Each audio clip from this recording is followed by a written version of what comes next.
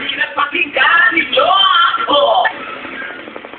Noong nakaraang linggo ay umiksena sa YouTube ang isang diehard fan na lulong sa kakaibang karisma ni Daniel Padilla. Naghihinanakit daw siya dahil nga ayos niyang payagan ng kanyang mother na mapanood ng live si Daniel. Ngayon, dream come true dahil nakaharap niya mismo ang kanyang idolo na may bagong look, makihiyaw sa katuparan ng isang pangarap sa mga kwento ni Mark Logan.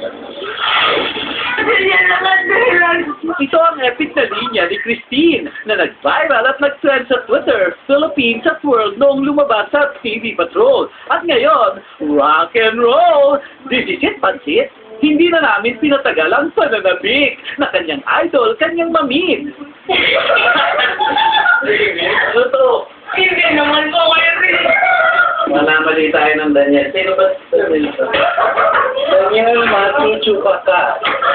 Ito yung Japanese actor. Kilala mo, Daniel din yun eh. Yung half Japanese, half Shih Tzu.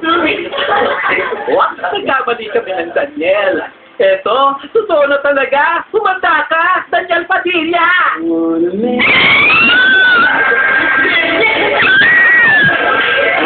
Oh my God! Wait lang, huwag ako tinitingnan! Siyempre naman,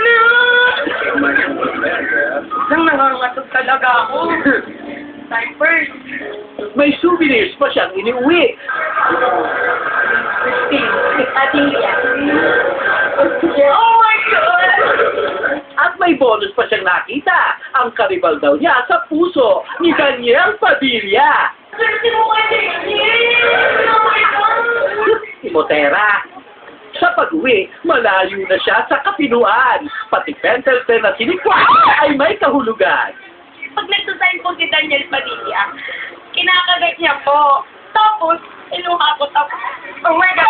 Balik ka kami sa Daniel! Matlogan. Ang